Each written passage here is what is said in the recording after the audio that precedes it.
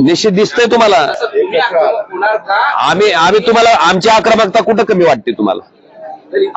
मी एक लक्षात घ्या, मी आता सुद्धा तुम्हाला सांगितलं की ज्यावेळेस पहिल्यांदा सुप्रीम कोर्टात याचिका मराठा आरक्षणाच्या विरोधात आलती त्यावेळेस एकही कुठलाही लोकप्रतिनिधी बोलले, मी एकमेव आहे, आपण रेकॉर्ड तपासून बघू शकता, मी त्यावेळेस बोललेलो आहे की हे आरक्षण जर टिकवायचं असेल, आणि काय नेमकं आम्हीच पाप केलंय?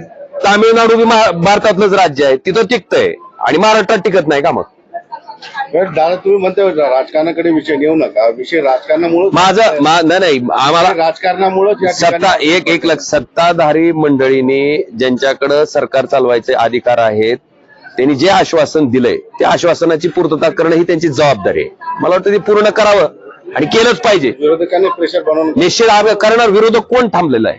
सगळेजण त्या ठिकाणी एकत्रित आहेत।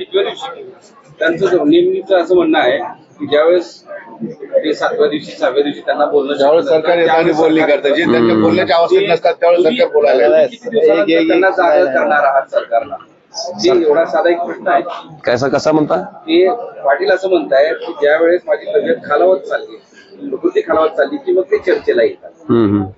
तुम्ही पण आता 5व्या मला वाटतं सरकार कायमस्वरूपी नाही, आपल्या माहितीसाठी आपण ऐका जरा, ज्यावेळेस पहिल्यांदा अंतरवली सराटीला लाठीचार्ज झाला होता त्याही वेळेस मी आणि कैलास पाटील आम्ही दोघंही आलो होतो।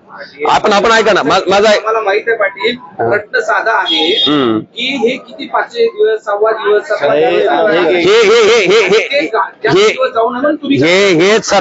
हेच सरकार करते। आम्ही दादांना तेच सांगायचा प्रयत्न केला की त्यांना सरकारनं नुसतं खेळवत ठेवण्याचा प्रकार करतंय, समाजाला खेळवत ठेवण्याचा प्रकार करतंय, त्यामुळे आम्ही लोकप्रतिनिधी या नात्याने निश्चितपणे पूर्ण ताकदीने त्यांच्यावर प्रेशर आणण्याचा प्रयत्न करणार आहेत। सरकार किंवा राजकीय दृष्टिकोनातून जरांगे पाटलाचा विधानसभेवर किती परिणाम राहील याच्यावर रिसर्च चालू आहे, याच्यावर अनेक समित्या काम, मला वाटतं त्याच्यावर रिसर्च करण्यापेक्षा त्यांनी स्वतः आवाहन केलंय की तुम्ही आरक्षण द्या म्हणतात ना। नाही, बस जर समजा आरक्षण नाही भेटलं तर मनोज जरांगे पाटलाचा काय इम्पॅक्ट राहील विधानसभेवर? मी आजही तुम्हाला सांगतो की सरकारनं आता झालेल्या निवडणुकीमधनं त्या ठिकाणी शहाणं होणं गरजेचं आहे, आणि जे समाज न्याय भूमिकेच्या माध्यमातून त्या ठिकाणी आपल्या सगळ्यासमोर मागण्या ठेवतो ते पूर्ण करणं अपेक्षित आहे।